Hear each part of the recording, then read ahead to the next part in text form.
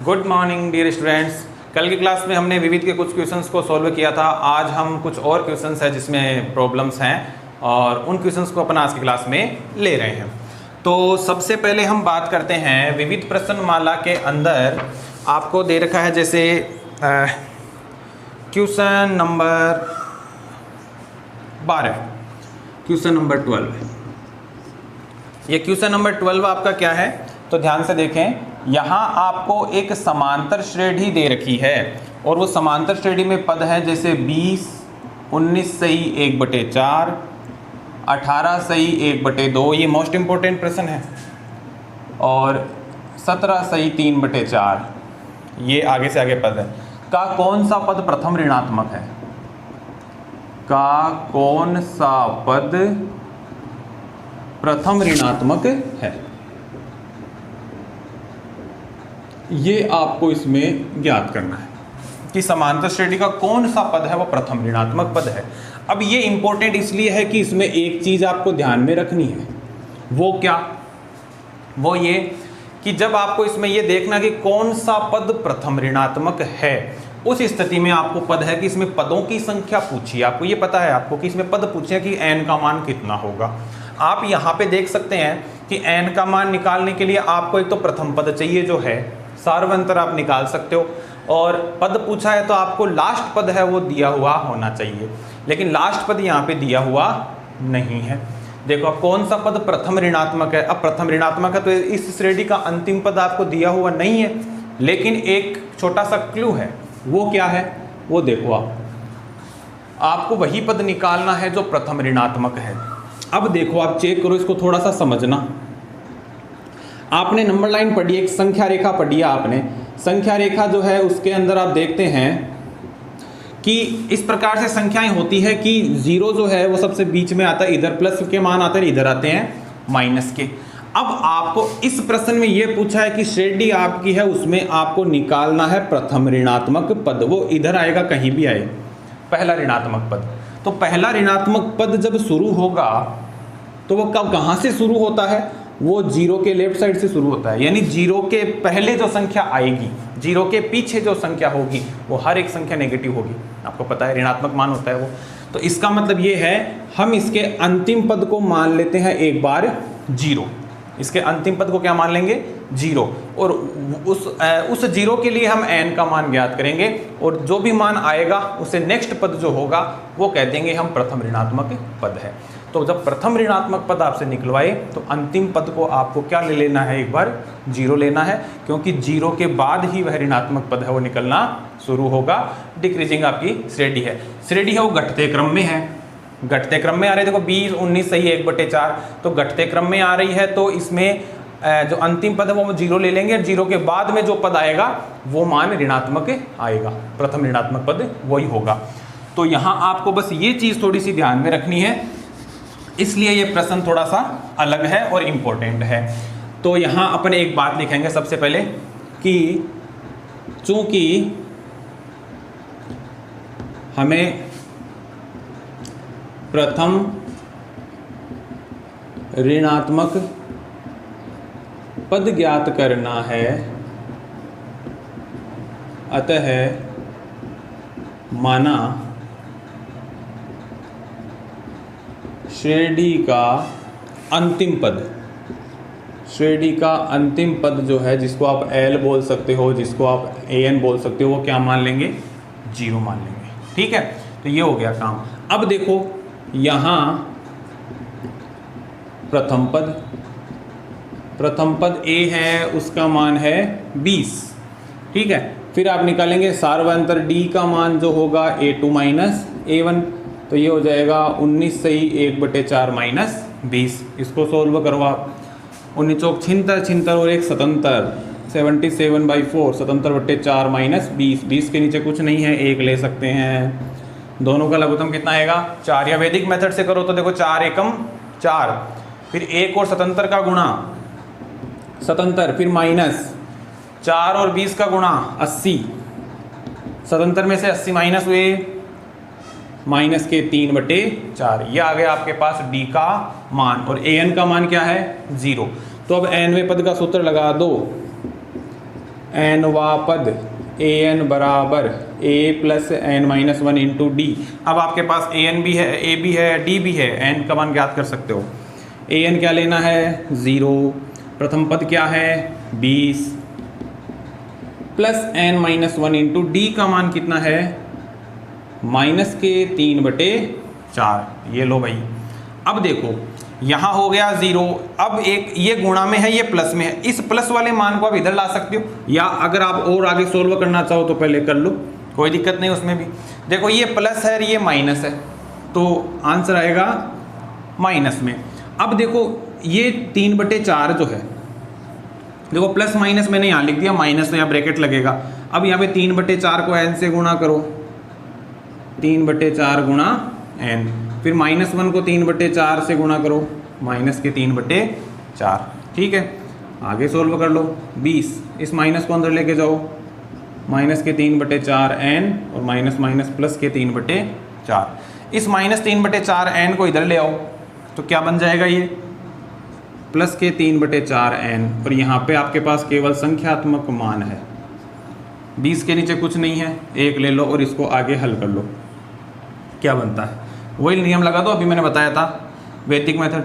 4 और 20 का इंटू आएगा 80, 20 चौक 80, प्लस 1 और 3 का इंटू 3/4। लो भाई क्या पद बना आपके पास 3/4 n बराबर 83/4। ये हो गया। अब अपने को क्या करना है, देखो बट्टा में 4 यहाँ भी है, यहाँ भी है, ये तो कैंसिल हो जाएगा, कट जाएगा दोनों पक्षों में। अब क्या करना है, n का मान ज्ञात करेंगे, यहाँ कर रहा हूँ ध्यान से देखें।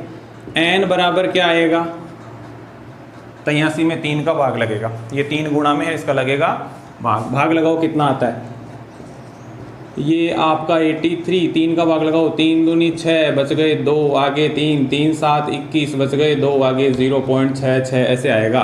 भाग लगाया, आपके पास आया 27.66 इस प्रकार से।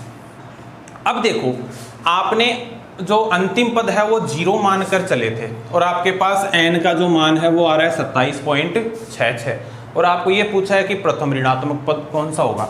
तो 27.66 के बाद में जो भी पूर्णांक रूप में लिखा जाने वाला पद आएगा, यानी पूर्णांक संख्या में मान आएगा, वही आपका n का प्रथम ऋणात्मक पद होगा। तो 27.66 ये आगे बढ़ेगा तो अगला पूर्णांक मान क्या आएगा 28 आएगा। 27.66 के बाद मैंने 27 के बाद में अगला पूर्ण अंक इंटीजर कौन सा आएगा 28 आएगा। अतः हम कह सकते हैं कि अतः प्रथम ऋणात्मक पद n बराबर 28 कितना होगा 28वां पद है वो आपका प्रथम ऋणात्मक पद आएगा, क्योंकि ये 27.66 जो भी मान आया है ये तो 0वां पद आया है। कौन सा पद आया है 0वां। अपने को चाहिए प्रथम ऋणात्मक पद, तो पद आते हैं वो पॉइंट में नहीं आते, तो 27 के जस्ट बाद में कौन सा आएगा पॉइंट, कौन सा आएगा पद 28वां आएगा। तो 28वां पद है वो हो जाएगा आपका प्रथम ऋणात्मक पद। तो इस प्रकार से आपको इस क्वेश्चन को करना है। तो ये बिल्कुल अलग प्रश्न है, इसको आप एक बार दो बार घर पे निकालेंगे और अच्छी तरीके से इसको समझेंगे। तो ये था आपका आज का पहला प्रश्न, 12वां क्वेश्चन विविध प्रश्नमाला का। अब अपन चलते हैं आगे। आगे हम देखते हैं कि इसमें और भी क्वेश्चंस हैं, और विविध के अंदर बहुत बढ़िया बढ़िया क्वेश्चन हैं जो आपने पीछे पढ़े हैं, उन सबका सार इसमें आया है, सारे फॉर्मूले अप्लाई हो रहे हैं, हर एक क्वेश्चन को निकाल कर करना है आपको। अब देखो नेक्स्ट क्वेश्चन, नेक्स्ट है इसमें जैसे 13वां क्वेश्चन ही है, क्वेश्चन नंबर 13। 4 संख्याएं समांतर श्रेणी में है, माना देखो 4 संख्याएं समांतर श्रेणी में है तो संख्याओं को मानने वाला सिस्टम से करेंगे। यहाँ पे माना 4 क्रमागत संख्याएं, जब 4 संख्याएं समांतर श्रेणी में है तो उनको किस प्रकार से लेते हैं अपन, a-3d, a-d, a+d और a+3d है। 4 संख्याएं समांतर श्रेणी में तो इसी प्रकार से लेंगे। प्रश्न क्या कह रहा है पहले वो देखो, पूरा प्रश्न पढ़ देता हूं एक बार, उसके बाद में समझ लेना। प्रश्न ये कह रहा है चार संख्याएं समांतर श्रेणी में है, यदि उनका योग 20 है और उनके वर्गों का योग 120 है तो संख्याएं ज्ञात करो। देखो प्रश्न क्या कह रहा है, प्रश्न ये कह रहा है कि संख्याओं का योग, पहला तो ये कह रहा है ये कि संख्याओं का जो योग है वो है आपका 20, ठीक है। और दूसरा ये कह रहा है कि उनके वर्गों का योग, यानी कि संख्या जो आपकी दे रखी है, संख्याओं के वर्गों का योग बराबर है 120। अब बारी बारी से ये नियम लगाने हैं। संख्याएं हमने मान ली चार, जब संख्या एक समांतर श्रेणी में होती है तो वो संख्या हो गई a-3d, a-d, a+d और a+3d। तो अब पहला काम क्या है, संख्याओं का योग करना है। a-3d plus a-d plus a+d और प्लस a+3d इज इक्वल आपको दे रखा है 20। संख्याओं का योग क्या है, 20 है। आप देख रहे हैं यहाँ पे -3d plus 3d 0, -d plus d 0, तो आपके पास यहाँ बचेगा a 4a बचेगा, और 4a का मान क्या है 20। तो यहाँ से आप निकालेंगे प्रथम पद 20/4, तो प्रथम पद का मान आ गया आपके पास 5। ये लो भाई प्रथम पद निकल गया। अब आ जाओ दूसरी वाली कंडीशन पे। पुनः दूसरा आपको क्या कह रहा है, ध्यान से देखें। संख्याओं के वर्गों का जो योग है, यानी हर एक संख्या का करेंगे वर्ग, फिर उनको जोड़ेंगे तो मान क्या आता है 120। अब देखो संख्या क्या है, ध्यान से समझ रहे हैं इस कंडीशन को। ये संख्या थी आपके पास a-3d, इसका किया वर्ग। फिर अगली संख्या क्या है a-d, उसका किया वर्ग, और जोड़ते हुए चलेंगे योग। अगली संख्या है a+d, उसका किया वर्ग, और उसके बाद वाली संख्या है a+3d, उसका किया वर्ग, और इन सब के वर्गों का योग किसके बराबर है 120 के बराबर है, ठीक है। अब इनका स्क्वायर करो, क्या बनता है a-b का होल स्क्वायर, तो a² - 2ab + b²। यहाँ पर भी वही लगेगा a-b का होल स्क्वायर, जो सर्वसमीका आपने पहले पढ़ी है, उन्हीं सर्वसमीकाओं का प्रयोग हो रहा है। तो इसका वर्ग करो, पहले पद का स्क्वायर, फिर -2ab, यानी कि 2 × a × b का मान क्या है यहाँ पे 3d, इंटू करो 2 × 6, तो ये हो गया 6ad। क्लियर, ये खत्म कहानी। आगे चलो प्लस b², 3d का स्क्वायर क्या होगा 9d², ये तो इसका काम हुआ है अभी। आगे चलो प्लस इसका वर्ग करो, a² - 2ad + d², हो गया काम। आगे इसका स्क्वायर करो, a² + 2ad + d², ठीक है। आगे उसका स्क्वायर करो, नीचे लिख देता हूँ a² + 6ad + d² बराबर 120। ये पूरा एक ही लाइन में है, बराबर क्या है 120। अब देखो जो पद कटते हैं उनको काट दो, और जो पद रहते हैं उनको रख लो। तो देखो माइनस के 6ad प्लस के 6ad कैंसिल, माइनस के 2ad प्लस के 2ad कैंसिल, बाकी कोई पद कट नहीं रहे हैं, कोई बात नहीं है। a², ये 4 बार आए हैं, तो ये हो गया आपका 4a²। फिर चलो यहाँ पे 9d², देखो 9 और 1 10, 10 और 1 11। अच्छा यहाँ पे 9d² आएगा भाई, 9d², देखो इसका होल स्क्वायर करेंगे तो 9d²। चेक करो, 9 और 1 10, 10 और 1 11, 11 और 9 20, तो यहाँ पे आएगा 20d² बराबर 120। ये बचेंगे, बाकी पद इसमें कैंसिल हो जाएंगे, जो जुड़ने थे उनको जोड़ लिए। अब देखो a का मान आपके पास निकल गया, कितना है 5 है, वो 5 मान आप यहाँ रख देंगे a की जगह, तो मान किसका निकालेंगे d का मान निकालेंगे। रखो मान, देखो 4, a का मान आया है आपके पास 5, उसका क्या है स्क्वायर, प्लस 20d² बराबर 120। चेक करते रहना। 4, 5 का स्क्वायर क्या होगा 25, प्लस 20d² बराबर 120, या 25 चौके 100, 100 प्लस 20d² बराबर 120। अब देखो ये 100 प्लस का है, इसको उधर भेजो, किस में होगा, माइनस में। तो आपके पास आएगा 20d² बराबर 120 माइनस 100 बराबर 20। अब चेक करो, d² का मान होगा तो 20 का लगेगा भाग।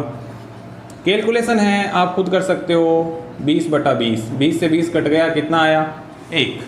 तो आप चेक करें, यहाँ पे आपके पास d² का जो मान है वो आया है 1। तो जब हम इसका वर्गमूल ज्ञात करेंगे तो d के मान आएंगे प्लस और माइनस 1। क्यों आते हैं प्लस माइनस 1 ये भी पता होगा, क्योंकि संख्या चाहे प्लस की हो चाहे माइनस की हो, उसका वर्ग हमेशा किस में होता है, प्लस का। तो देखो +1 का स्क्वायर करेंगे तो भी 1 ही आएगा, और -1 का जब स्क्वायर करते हैं तो भी प्लस का 1 ही आता है, क्योंकि स्क्वायर का मतलब हो गया -1 गुणा -1। तो स्क्वायर करते हैं तो ये होता है -1 गुणा -1, माइनस माइनस गुणा होंगे तो +1, ये लो स्क्वायर क्या बनेगा, प्लस। तो जब किसी संख्या यहाँ पे होगी उसके और यहाँ पे स्क्वायर होता है तो उसका हम वर्गमूल ज्ञात करते हैं, तो प्लस और माइनस दोनों चिन्ह के वो साथ आता है। ठीक, अब देखो आपके पास a का मान भी आ गया और d का मान भी आ गया। अब समांतर श्रेणी के पद ज्ञात करने हैं, तो ध्यान दे, पद मैं यहाँ लिखूंगा, ये मिटा रहा हूँ, थोड़ा सा 2 लाइन हो जाएगा काम इतने में। अब समांतर श्रेणी के पद क्या होंगे, तो यहाँ लिखेंगे अतः समांतर श्रेणी के पद। ध्यान दो इधर, a-3d, देखो +-1 है तो मैं बारी बारी से लूंगा, एक बार तो d का मान लूंगा 1 और एक बार d का मान लूंगा -1। ठीक है, पहले +1 ले रहा हूँ। ये 4 पद हमने माने हैं, तो मान क्या हो गया 5। देखो a-3d, तो a का मान क्या है 5, -3 गुणा 1, ये लो पहला पद। तो ऐसे लिख लो इसको, जैसे पद क्या हो गया a-3d बराबर 5 -3 गुणा 1, तो 3 एकम 3, 5 में से 3 गए 2। दूसरा पद a-d, तो 5 - 1 बराबर 4। तीसरा पद a+d अर्थात 5 + 1 बराबर 6। चौथा पद a+3d, तो हो जाएगा 5 + 3 गुणा 1, 3 एकम 3 और 5 8। तो एक पद तो ये आएंगे, यहीं लिख देता हूँ या। अब d का मान -1 रखेंगे तो पद क्या आएंगे, तो वही चेक करो, a-3d, तो क्या हो गया 5 - 3 और d का मान क्या है -1। देखो माइनस माइनस क्या हो गया प्लस, तो +3 5 और 3 कितने हो गए 8। अगला पद a-d, तो ये हो गया 5 - 1। चेक करो, माइनस माइनस प्लस, 5 और 1 6 हो गया। फिर a+d, तो ये हो गया 5 + d का मान क्या है -1, प्लस माइनस क्या होता है माइनस होता है, 5 में से 1 गया 4। और फिर लास्ट पद क्या आता है a+3d, तो ये हो गया 5 + 3 गुणा -1, a का मान 5 + 3 और d का मान -1। प्लस माइनस इंटू होते हैं तो माइनस, तो 5 में से 3 गए 2। कोई फर्क नहीं पड़ता, +1 और -1 से आप देख सकते हैं कि आपने जब +1 रखा तब आपके पास पद आए 2 4 6 8, और आपने जब -1 रखा तो आपके पास पद आए 8 6 4 2, यानी पद वही है, बस घटते क्रम में और बढ़ते क्रम में आए हैं। ठीक है, तो इस प्रकार से आपको ये करना है क्वेश्चन नंबर 13, और इन पदों के जो मान है वो ज्ञात करने। ठीक, तो ये थे इसके सबसे इम्पोर्टेंट क्वेश्चन, और जिसमें आपके प्रॉब्लम्स थी।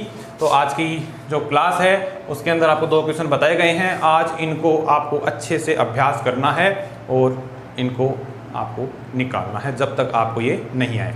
क्लियर? तो आज की क्लास में बस इतना ही। Thank you.